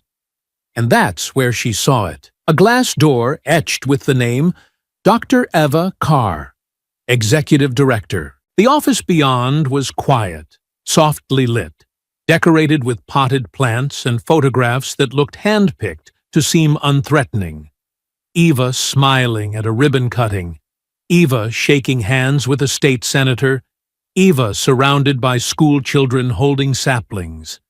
But Naomi moved straight to the back wall, where a filing cabinet had been left half open. Her fingers found the marked folders and flipped until a name stopped her cold. Commander Aaron Cross, status, KIA. She pulled the folder. Inside were pages marked Classified, Defense Consulting Review. The seal belonged to a contractor Naomi had worked with once overseas. It detailed a drone strike, coded as collateral damage, targeted in Kandahar province, meant to eliminate a high-value insurgent, but the coordinates had shifted mid-flight. The drone had struck too early, too low. Civilian casualties, no accountability. The mission lead was listed clearly. Car, Ava, clearance Tier 4. Oversight confirmed. Naomi stared at the words as the weight behind them settled in her chest. This was the woman who had killed her husband, and erased it with a keystroke. And now, Naomi knew. The fire in her lungs didn't burn with rage. It burned with clarity. She slipped the folder into her satchel and turned toward the exit, her steps as silent as the breath she no longer allowed herself to release. The war hadn't changed, but the target had. Naomi closed the folder with a controlled motion, pressing her gloved fingertips to the edge of the paper before sliding it deep into the base of her satchel, anchoring it beneath the flash drive she had extracted from the data center and the small, dense pouch that contained 2 charges she had packed, not out of habit, but with a very specific outcome in mind. There was no tremble in her hands, no hesitation in her breath, only a quiet sharpening of her focus, the kind that came from clarity earned through loss. She had long suspected that Aaron's death had not been as surgical as the official report claimed, had buried her doubts beneath layers of discipline and duty, refusing to let grief compromise mission readiness. But now, with Eva Carr's name printed clean across the declassified file in her possession, there was no ambiguity left. The war Naomi had been fighting to protect her home had just merged with the war she had tried for years to forget. There was no alarm yet, only the quiet buzz of power flowing through walls that hummed with expensive insulation and the faint clicking of climate control systems working to keep the building silent and sterile. Naomi turned from the office with precise steps, her eyes adjusting to the corridor beyond, her boots finding purchase on polished floors that reflected none of the violence about to unfold. She had mapped her exit in advance, memorized it the way she would memorize an enemy's weapons loadout, and she moved with the kind of silent confidence that made her disappear before anyone realized she had passed. But by the time she rounded the corner toward the auxiliary stairwell, she heard the change. The clipped rhythm of guards' boots striking tile with too much urgency to be routine, and the low murmur of radio chatter turning tight and rapid, as if someone had noticed a door left ajar, or a drawer left rifled through. She kept moving, faster now but without panic, her body coiled like a wire drawn to the breaking point. Her hand reached into her coat, fingers curling around the cold weight of a flash charge, which she cracked against her palm and tossed gently over her shoulder as she ducked into the next hall. The detonation was lightless, a burst of noise and shock designed not to wound but to confuse, and as the concussion echoed through the corridor, Naomi dropped to one knee, turned, and fired 2 rounds from her suppressed sidearm, each one precise, each one landing with surgical intent. The first tore through the shoulder of a guard reaching for his rifle, knocking him back into the wall, while the second cut across the thigh of the man next to him, dropping him to the ground with a cry choked off mid-sound. She didn't stop to watch them fall.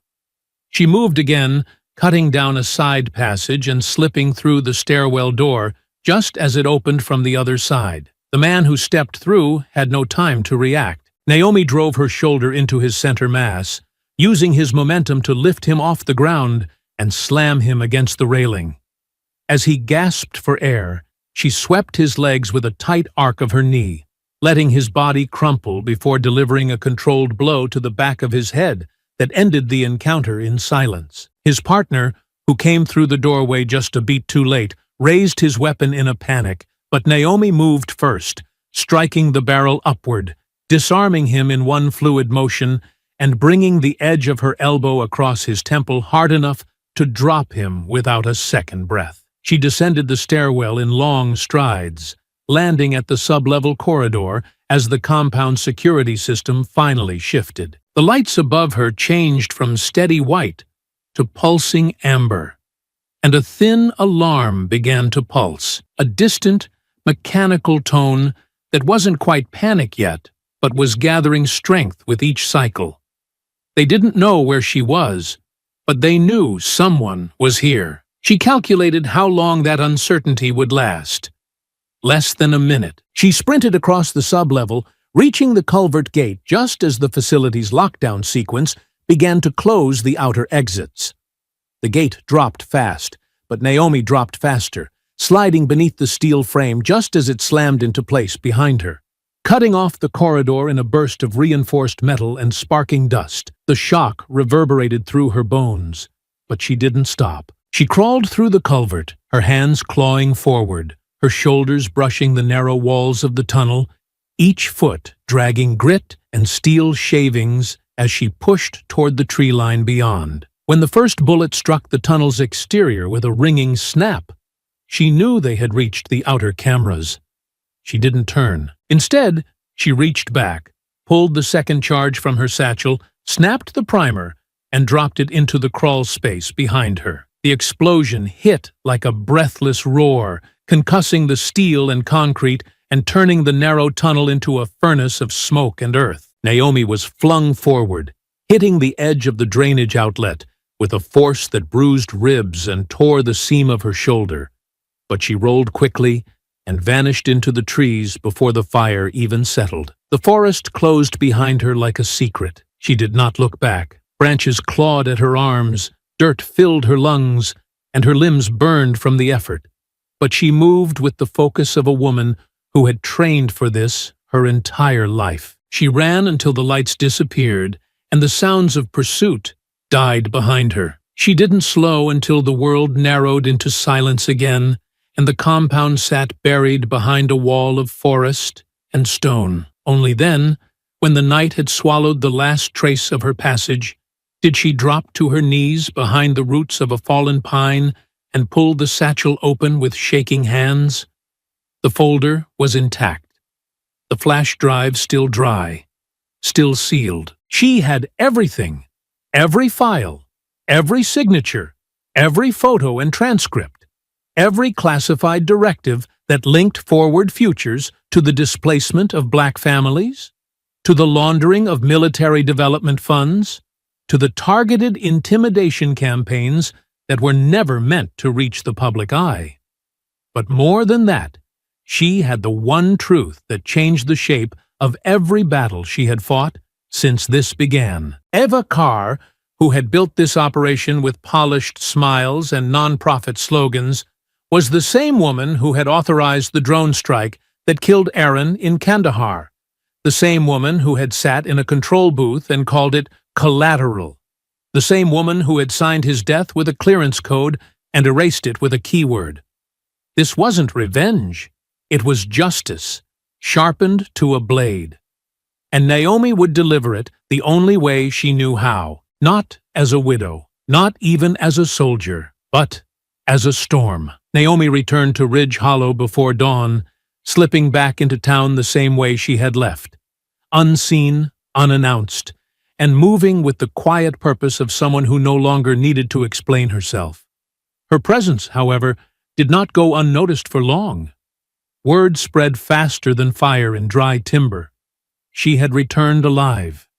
She had evidence, and this time, she wasn't just coming back to fight. She was coming back to finish. The first thing she did was call Marcus, not through encrypted channels or quiet relays, but on a public signal, using a line she knew would be intercepted. She wanted them to hear her voice again, wanted the handlers behind the towers and terminals to feel the weight of what they had failed to destroy. Then she called the press. Not the national outlets, not the polished networks with anchors who wore sincerity like stage makeup. She called the regional crews, the ones who still traveled in battered vans with heavy tripods and cracked lenses, the ones who had been turned away from the last town hall, who knew what it meant to record injustice when no one else was looking. By noon, the first satellite trucks arrived, parking crooked along the church lawn and along the gravel lot outside the grain tower. They set up beneath the same banners that had once marked harvest festivals and summer potlucks. But the faces in the crowd weren't smiling. They were tired, bruised, watching. Naomi didn't speak first. She let the survivors speak. Maggie stood before the cameras, her voice clear, her hands steady as she unfolded one of the land deeds Naomi had recovered. She read the name aloud. James Elder, 68. Ridge Hollow, born and raised. Forced to sign over his family's soil at gunpoint, while his barn burned behind him. Then she read the second. Lucille Jones, 74, found locked in a cage beneath Eva Carr's compound, her wrists still raw from the shackles that had held her. One by one, the survivors came forward. They did not weep. They did not shout. They simply testified, their words like steady blows against a wall too long left standing. Then Naomi stepped forward. She wore no uniform, no insignia, just a black jacket zipped to the collar, and a voice honed by war and purpose. She held up the flash drive and read the names behind the orders. Carr, Sable Initiative, Forward Futures, the shell companies that had funneled contracts through silence.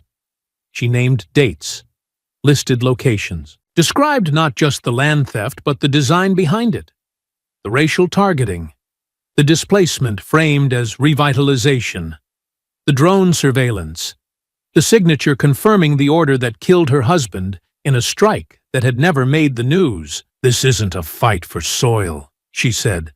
"This is a fight for the right to exist without permission." The crowd stirred. Cameras whirred. Reporters leaned closer, some nodding, some blinking like they were trying to process something too large for words. The town did not erupt. It cracked. Some stood with her. Veterans, teachers, survivors of the raids who had been too afraid to speak until now. They formed ranks behind her, not shouting, not chanting, just standing shoulder to shoulder in silent defiance. Others lingered at the edge, their arms crossed, their mouths tight. Not everyone wanted war exposed in daylight.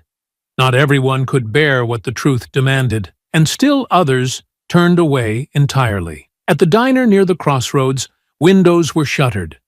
The old feed store that had once donated supplies to Marcus's church pulled their sponsorship banners. Murmurs drifted through the town like poison about Naomi bringing the trouble back, about outsiders poking wounds that should have been left to scar. But Naomi didn't wait for consensus.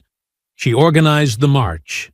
She met with the elders, the pastors, the families who had nearly been erased, and together they laid the path straight to the county courthouse, the same building where so many land deeds had quietly changed hands, where Eva Carr's agents had hidden behind legality and red tape. She didn't ask for permission.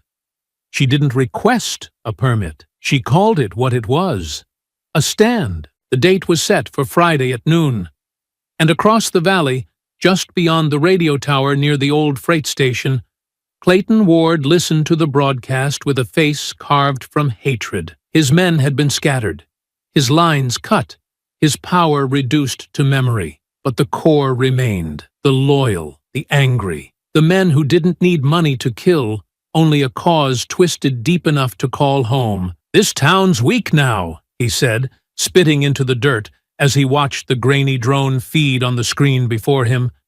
"They're marching into the open. That's when we take it all back." He gathered what remained of his crew, not polished soldiers but broken men, hardened by loss and sharpened by blame. They loaded weapons into the back of stolen trucks, marked routes along dirt roads the county no longer paved, and whispered to each other not of victory, but of vengeance. Because for them, this was never about land.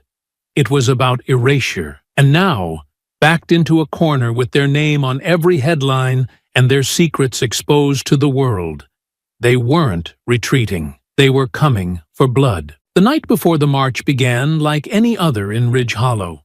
Quiet, cool, wrapped in the stillness that only came when a town had emptied itself of secrets and was waiting for the consequences. The sun fell behind the tree line in slow, deliberate strokes, painting the fields in copper and rust, until only shadows remained. Porch lights flickered on. Windows latched. Somewhere in the distance, a dog barked once, then went silent. No one slept. Not really.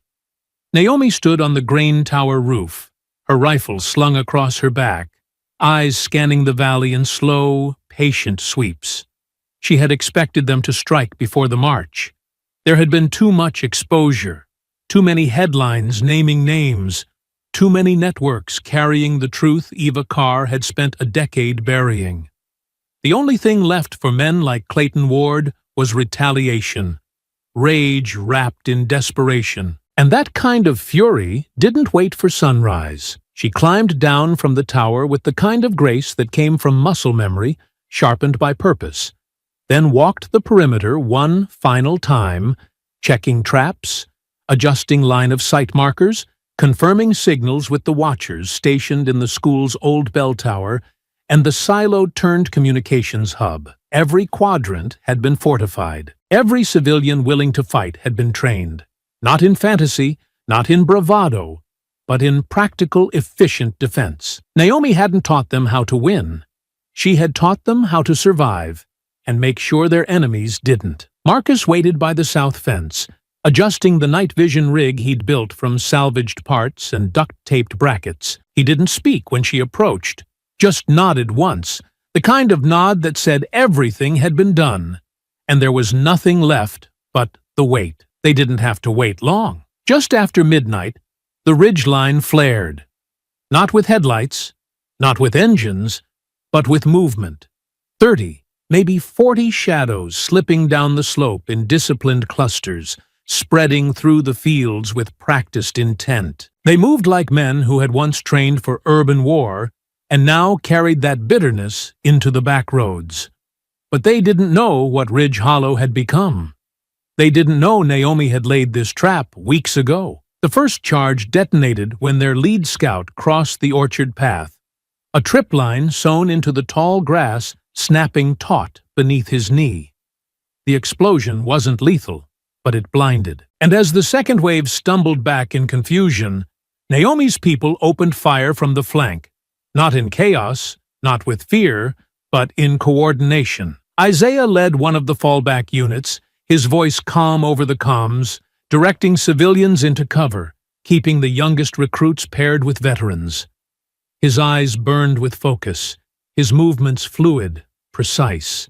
Everything Naomi had taught him rising now in full. The attackers pushed forward anyway. They moved through the southern fields and into the western edge of town, using cover, advancing with pressure. But Naomi had mined the alleyway behind the diner, had reinforced the church wall with steel core barriers hidden behind plywood, had rigged the school bus parked near the crossroads to release a smoke screen that split the field of fire and funneled the gang right into the open. The firefight that followed was brutal, sharp, tactical. No one shouted. There was no screaming, just the steady rhythm of war, the thump of boots on earth, the rattle of rounds, the short, grim gasps of men realizing they were outmatched by a community they thought would crumble. Naomi moved through the chaos like a fixed star, directing flanks, reinforcing positions, pulling wounded back without pause. She struck with purpose, dropped targets with efficiency, and never once left Isaiah's voice out of range. But the gang wasn't fighting to win. They were fighting to destroy. Clayton Ward moved with them like a specter, ducking through the firefight, issuing orders with the savage ease of someone who had built his identity on hate. He wasn't here for strategy. He was here to finish what he believed Naomi had started, to burn the last of Ridge Hollow into the ground. And at his side, though hidden in shadows, was Kara Briggs. She moved through the chaos with speed and certainty, her face a mask of cold resolve, her weapon aimed not at buildings or structures, but at the heart of the resistance. She was targeting leadership, Maggie, Marcus, Naomi. A precision strike cloaked in personal vengeance, but someone had followed her. Sheriff Briggs had been watching since the March announcement. He had read Naomi's file, had heard the whispers, had pieced together just enough to understand the role his daughter had played in the kidnappings, in the cover-ups, in the blood on the dirt. And now, as she raised her rifle toward Maggie's station near the church bell, he stepped into her path. The shot meant for Maggie struck Briggs instead. It caught him high in the shoulder, spinning him to the ground with a force that ripped the air from his lungs. Kara froze, not because she missed, but because she recognized him, standing there in full view, wearing the badge he no longer deserved, but refusing to let his daughter take another life. Naomi saw the moment from across the field, caught the tremble in Kara's hands, the split second of hesitation. She moved fast, crossed the church lot, circled behind the grain truck, and intercepted the path before Kara could recover. The takedown was fast and merciless.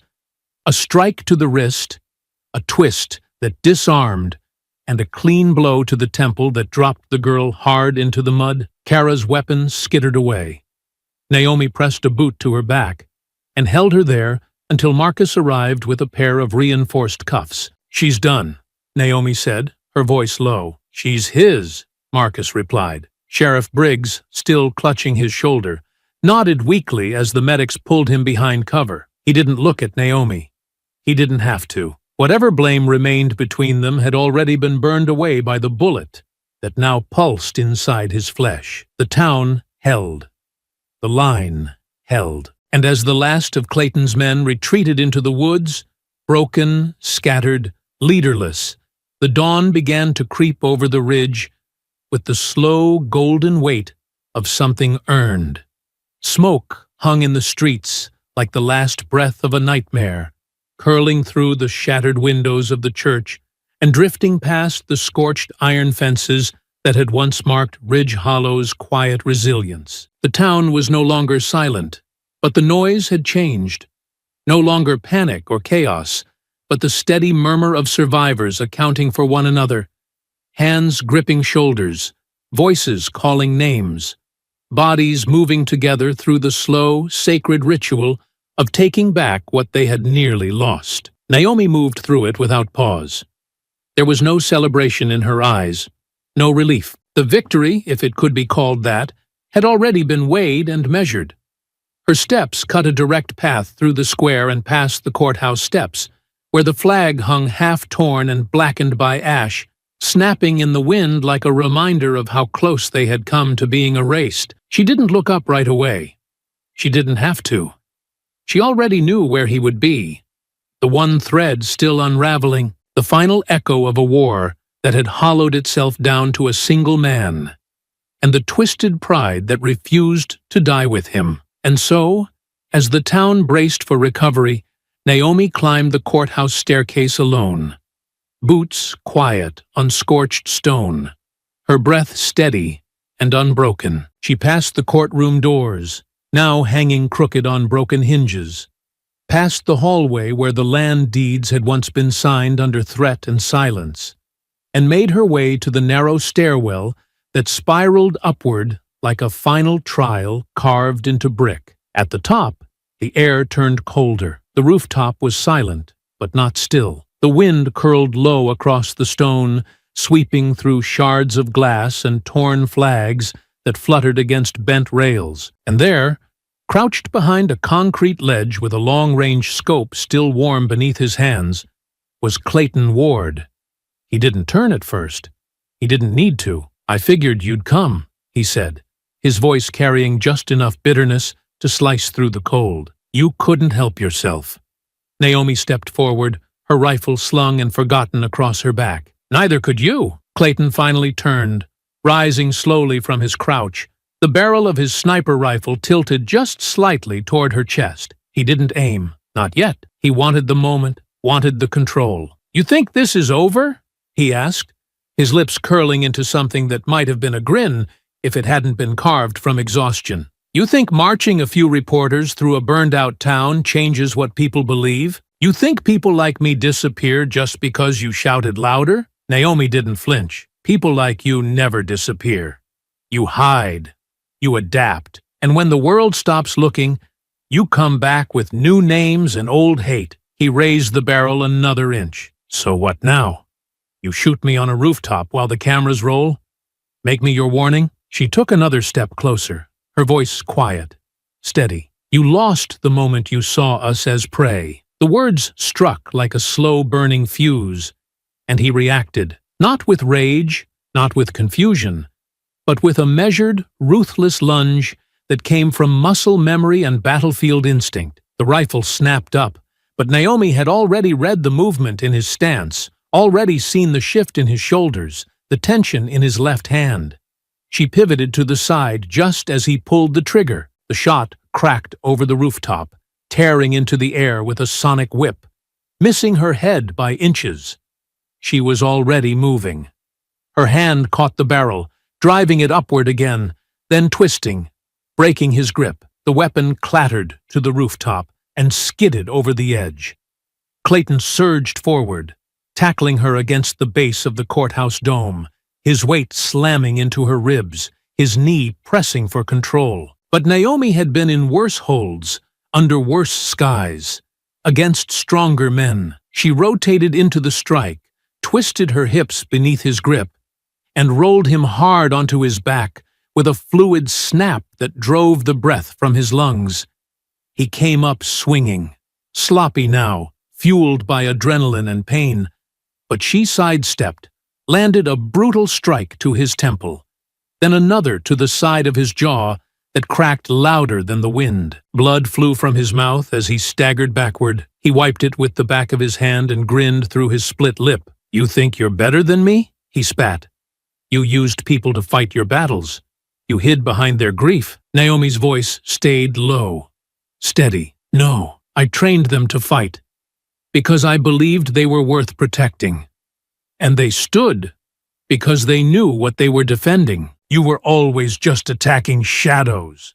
Clayton roared, lunging again, but this time his footing faltered on the blood-slick stone beneath him, and Naomi caught him mid-stride, drove her elbow into his chest, and dropped him with a leg sweep so precise it folded him to the ground like dead weight. "You were always just attacking shadows." Clayton roared, lunging again, but this time his footing faltered on the blood-slick stone beneath him, and Naomi caught him mid-stride, drove her elbow into his chest, and dropped him with a leg sweep so precise it folded him to the ground like dead weight. Before he could rise, she mounted him, pinned his arm, and with one brutal, final motion, dislocated his shoulder and pressed his face into the cold stone with the heel of her hand. Clayton gasped, his limbs twitching beneath her weight, his chest rising with fury that no longer had anywhere to go. His body had been broken. His name, his network, his entire cause, dismantled by the very people he thought too weak, too disorganized, too frightened to matter. Naomi didn't kill him. She didn't need to. She leaned close, her voice barely above a whisper. "I want them to see you," she said. "See what's left of all that hate when it has nothing left to feed on." He didn't respond. Couldn't. Blood pooled at the corner of his mouth. His limbs trembled beneath her, not from fear, but from the slow realization that it was over. And he had lost, not in glory, not in sacrifice, but in silence, in defeat, in exposure. Naomi rose without a word, turning from the wreckage of the man who had terrorized her town, scarred her people, tried to erase her family's name from the earth. She didn't look back as Marcus climbed the stairs with a medic in tow, didn't pause as Isaiah approached from the far ledge, rifle lowered but ready. The rooftop didn't echo with cheers or cries. It echoed with the soft, heavy truth of an end. And Naomi walked away from it, not in triumph, not with fanfare, but with the gravity of someone who understood that the war was never just about bullets or bodies. It was about who stayed standing when the smoke cleared. It was about what they chose to build after the fire, and whether the silence that followed would be one of peace or of erasure. She descended the courthouse steps just as the morning sun broke fully over Ridge Hollow, the light warm against her shoulders, the sky clear in a way it hadn't been in weeks. Around her, the townspeople moved slowly, tending to the wounded, retrieving supplies, gathering in quiet circles not to grieve, but to begin. The worst had passed. The enemy had been beaten back. But the work ahead, Naomi knew, was just beginning. She gave no speech. She gave no orders. She handed the flash drive to a reporter who had refused to leave when the cameras went dark. The same woman who had slept in her van behind the church for 3 nights just to capture the truth the networks wouldn't touch until it became too loud to ignore. "I don't want a headline," Naomi said as she placed the drive into the woman's hand. "I want the truth." Within 24 hours, it was no longer just Ridge Hollow that was watching. The story spread like wildfire, not the edited, half-sanitized version that often diluted black pain into digestible bites, but the raw footage, the names, the land deeds, the video stills of families imprisoned underground, the voice recordings of Eva Carr authorizing payments to contractors and militia cells. Her voice clipped and calm as she discussed containment parameters and asset removal strategies, like they were nothing more than budgetary notes. The FBI moved faster than anyone expected. Arrest warrants were issued across 4 states. Raids swept through shell offices in Arkansas, Georgia, and Tennessee. Former military contractors, local officials, and land acquisition agents were brought into custody. Forward Futures was dissolved within a week. Its remaining assets were frozen. Its name erased from lobby directories and wiped from public websites, as if it had never existed. But Eva Carr did not vanish. She was arrested at a private airfield north of Nashville, found seated in the back of a black SUV, still wearing the clean blazer she had worn in every public appearance since her rise to influence. Her hands were cuffed without resistance. Her eyes never once met the agents surrounding her. She didn't need to ask why. She already knew who had done it. Her arraignment was broadcast live. Naomi sat in the gallery. She wore a black dress coat, her hair pulled back, her face unreadable. She did not flinch as the charges were read aloud. Domestic terrorism, conspiracy to commit targeted land seizure, fraudulent transfer of property, abuse of federal redevelopment funds, and accessory to unlawful detainment and torture. Each count landed like a cold bell in a silent church. Eva Carr never looked back toward the seats. Not once. She sat with her hands folded neatly on the defense table, eyes locked forward, still pretending that distance could save her. But Naomi was not there to watch her break. She was there to finish what had been started. When it came time to testify, Naomi stepped into the witness stand without hesitation. She was addressed as Ms. Cross, but her presence said more than a name. She didn't testify as a victim. She didn't describe herself as a survivor.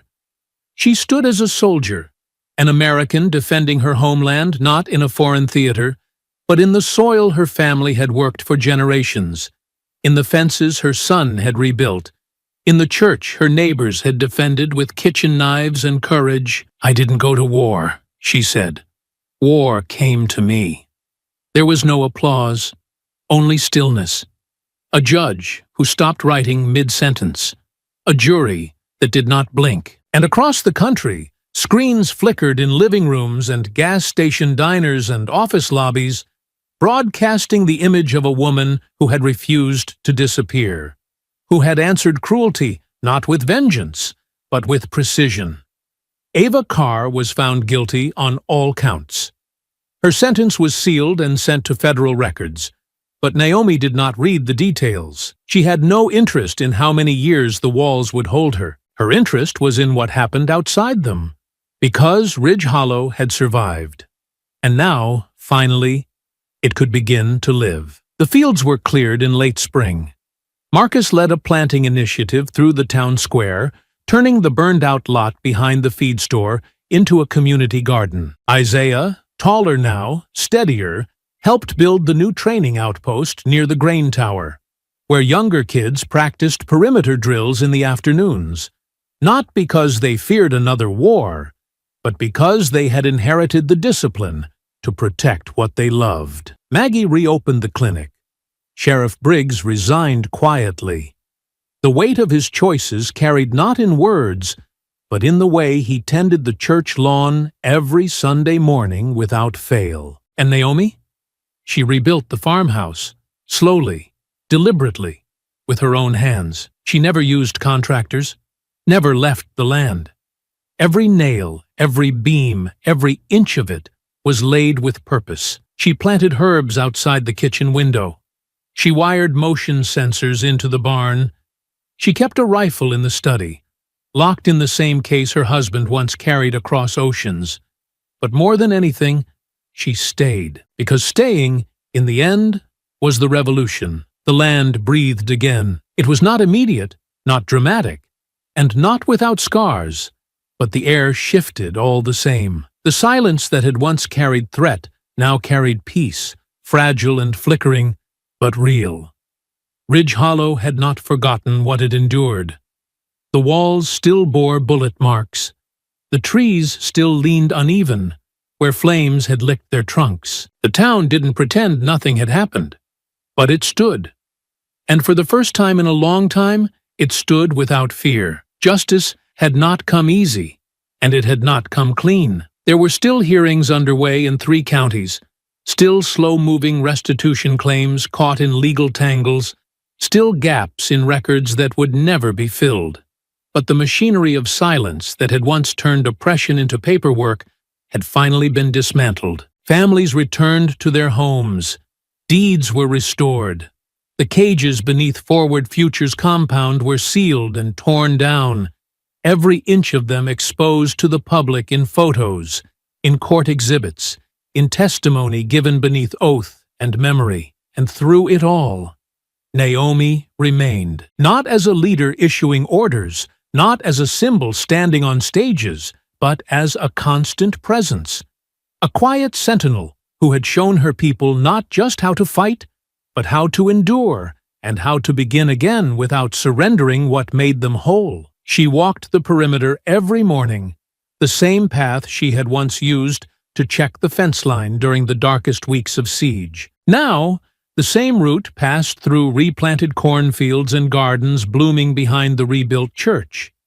Isaiah sometimes walked beside her, taller than he had been, more silent than before, but strong in ways that weren't just physical. He had been changed, yes, but not broken. They visited Aaron's grave on a morning with no wind, the sky still soft with mist that hadn't yet burned off the hills. Naomi stood with her son beside the stone marker, her fingers brushing the edge of the granite as if tracing the letters for the first time, though she knew them by heart. She said nothing for a long while. Neither did Isaiah. The air between them carried too much to name. Loss, yes, but also survival, and the quiet acknowledgement that everything they had built, everything they had saved, had come from a strength that no one outside their soil had ever been able to measure. "I kept my promise," she finally said, her voice low and even. "I brought him home." Isaiah nodded once, not needing to ask who she meant. They stood there a little longer, watching the sun rise over the fields Aaron had once dreamed of cultivating in peace, before turning back toward the farmhouse that now stood rebuilt, solid and waiting, its roof gleaming with new metal beneath the light. The land was safe, the community had endured, and Naomi Cross, once a name buried in covert missions and erased files, once the woman they thought could be pushed, broken, erased, had become something more. Not just a soldier, not just a mother, not even just a survivor. She had become a legend, the kind of legend whispered in the wake of fire, carried in the strength of rebuilt walls, etched into the silence of mornings that no longer feared what would come with the night. She did not ask to be remembered, but she would be, not because of how she fought, but because she stayed, because she refused to leave, because she made sure none of them ever had to again. I hope you enjoyed that story. Please share it with your friends and subscribe so that you do not miss out on the next one. In the meantime, I have handpicked 2 stories for you that I think you will enjoy. Have a great day.